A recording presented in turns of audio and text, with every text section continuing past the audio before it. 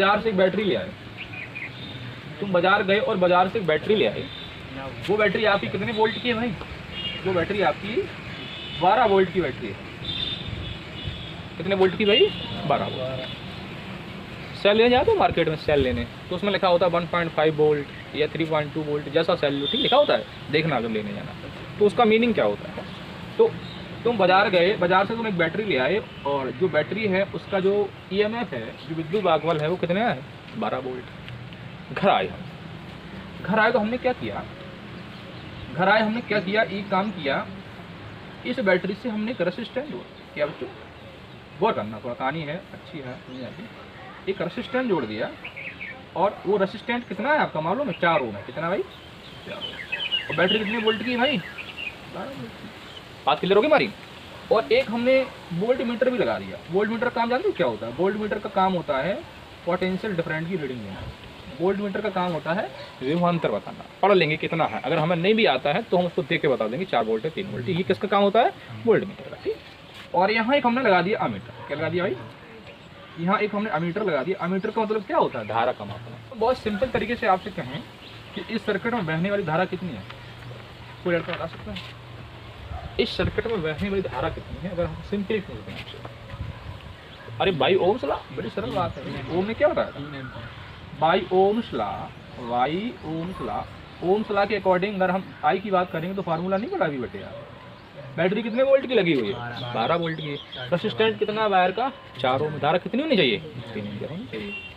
I equal to, बहुत गौर करना है आपको, आई इक्वल टू V/R यानी कि 12/4 कर दिया, 4 किया, आई बराबर आपकी 3 एम्पीयर आ गई, आनी चाहिए। 12 वोल्ट की बैटरी, 4 वोल्ट का 4 ओम का रेसिस्टेंस लगाया तो 3 एम्पीयर धारा आना चाहिए, लेकिन एक्चुअली होता नहीं है।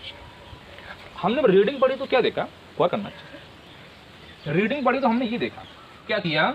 अब हमने काम किया कि ये तो होना ही चाहिए था भाई, 3 एम्पीयर की धारा सर्किट में बहनी ही चाहिए थी, लेकिन बहती नहीं 3 एम्पीयर की। कितनी बहती है? इतने की बहती है।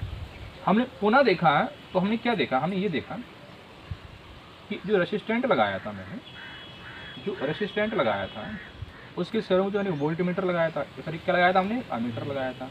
बैटरी कितने वोल्ट की थी? 12 वोल्ट की। 4 ओम का रेसिस्टेंट था और अमीटर क्या? अमीटर धारा बताता है। जब हमने अमीटर को देखा तो हमने ये पाया कि भाई धारा 3 एम्पीयर की ना होकर 2 एम्पीयर की है। कितने एम्पीयर की है? ये एक पैमाना है, ऐसा नहीं है कि 12 और 4 की लगाओ तो की धारा पर 2, ऐसा नहीं, मतलब उससे कम निकलती है, ये मतलब है हमारा। ठीक है। कितने एम्पीयर यहाँ निकली?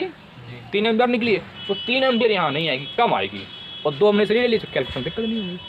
बात समझ में आई? तो हमने क्या देखा? हमने देखा कि यहाँ धारा 2 एम्पीयर है। आप कहानी करो भाई कि नहीं भाई? भाई धारा 2 एम्पीयर की आ गई तो 1 एम्पीयर कहाँ चली गई?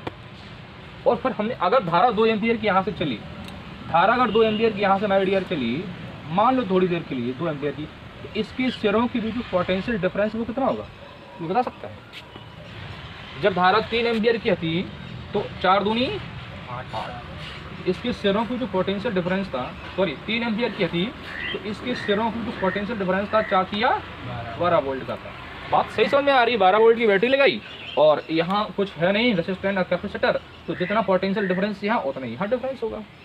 कहानी कठिन है, थोड़ी कोशिश करनी है, हर चीज़ को समझने के लिए कुछ मुश्किलों का भी सामना करना पड़ता है। ठीक है जी, मैं समझ। तो जब यहाँ 2 एम्पीयर की धारा आई, जब 2 एम्पीयर की धारा आई मान लो, तो रीडिंग हमने 2 एम्पीयर की नापी, तो इसके सिरों की भी जो पोटेंशियल डिफरेंस होगा वो कितना होगा? 4 दूनी 8 वोल्ट होगा। अब समस्या खड़ी हो गई। समस्या यहाँ पर खड़ी होगी दोस्त कि 12 वोल्ट की बैटरी और जो पोटेंशियल डिफरेंस आ रहा है सेल में वो 8 वोल्ट का आ रहा है, 4 वोल्ट का आ जा रहा है। हाँ भाई, 4 वोल्ट कोई ना कोई तो खर्च कर रहा होगा। तुम्हारे पास 100 रुपये थे और 95 रुपये निकले, 5 रुपये गायब हो गए, किसी न किसी ने गोपनीय तरीके से चुरा लिया, आपने जान नहीं पाई। तो वही हाल इसका भी है। 12 वोल्ट था, 12 वोल्ट था, यहाँ 12 वोल्ट होना चाहिए था, ये हमारे अकॉर्डिंग होना चाहिए था, लेकिन ऐसा होता नहीं। हुआ क्या? ये हुआ कि 12 वोल्ट के स्थान पर 4 वोल्ट का हुआ और धारा 3 एम्पीयर के स्थान पर कितने एम्पीयर की आई? 2 एम्पीयर की आई। धारा 1 एम्पीयर खो गई तो पोटेंशियल डिफरेंस 4 वोल्ट चार्ज लगे, कहाँ चला गया? ये इस सेल के अंदर ही सब व्यवस्थाएं हो गई। सेल के अंदर बच्चों एक छोटा सा प्रतिरोध होता है, सेल के अंदर एक छोटा सा प्रतिरोध होता है जिसे हम लोग बोलते हैं आंतरिक प्रतिरोध। अब कहानी पकड़ने की कोशिश करना। सेल के अंदर एक छोटा सा प्रतिरोध होता है जिसे हम क्या बोलते हैं बच्चों? आंतरिक प्रतिरोध। यही आंतरिक प्रतिरोध 4 वोल्ट एनर्जी खा रहा है। अब हमारी बात समझ आई आपको? आंतरिक प्रतिरोध कुछ समझ में आया? आंतरिक प्रतिरोध सेल के अंदर ही होता है। सेल जितनी ऊर्जा देता है आवेश को, उनमें से कुछ ऊर्जा आंतरिक प्रतिरोध खा जाता है। कहाँ होता है? सेल के अंदर। लिखा किससे जाता है? स्मॉल आर से। स्मॉल आर से लिखा जाता है। अगर हम आपसे पूछ दें इस समय कि इस समय आर का मान बताओ कितना होगा? 4 नहीं होगा। सोचो 12 वोल्ट टोटल हो जाए, धारा कितना रखें? सोचो अभी कितना है आपका? 8 वोल्ट है, 4 वोल्ट कम पड़ रहा है, धारा 1 एम्पियर की है, तो इसको कितना रखें फिर हम? बोलो भाई, कोई लड़का बता सकता है?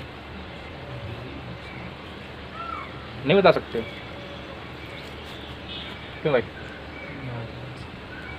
नहीं बता सकते हो क्या? चलो हम बताएं। अगर इसको 2 ओम रख दो, कितना ओम रख दो? 2। अब बताओ धारा कितनी चली यहाँ से? 2 चली, खट खट खट खट यहाँ 2 आएगी, तो 2 गुणा 2 कितना हो जाएगा बोलो फिर? तो 4 वोल्ट हो जाएगा।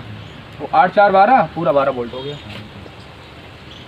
लॉजिक है, प्रैक्टिस करेंगे, 4-6 सवाल करेंगे, सारी बातें क्लियर हो रही, घबराना नहीं है। पहली बात आपने क्या सीखी कि आंतरिक प्रतिरोध क्या होता है? आंतरिक प्रतिरोध सेल के अंदर ही होता है। एक सेल को दुश्मन कह लो, जो अंदर सेल की कुछ एनर्जी खा जाता है।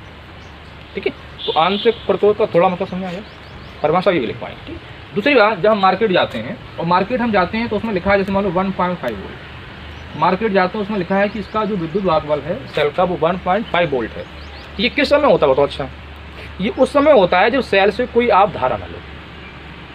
मार्केट गए थे, कितने के लिए आए थे?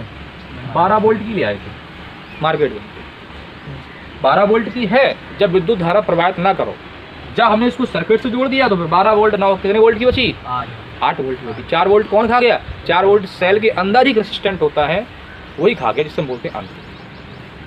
और सुनो, अब मार्केट गए 1.5 वोल्ट की लिए आए, तो क्या 1.5 वोल्ट की तरह व्यवहार करेगी? नहीं करेगी। विद्युत वाहक बल एक्चुअली होता क्या है? अगर हम कहें 12 की बात करें, ये तो सेल का विद्युत वाहक बल है, पॉइंट नोट करने वाला। अगर हम 12 की बात करें तो सेल का विद्युत वाहक बल है कब? जब सेल से कोई धारा ना ली जा रही हो। और इसके बाद ये जो सिरे थे, यहाँ पर कितना आया था पोटेंशियल डिफरेंस आपका? बोलो भाई कितना आया था? इधर आ जाओ, 8 आया था। ये है आपका टर्मिनल विभवांतर, टर्मिनल वोल्टता। और आर कितना है भाई आपका? 2। ये है आपका सेल का आंतरिक प्रतिरोध।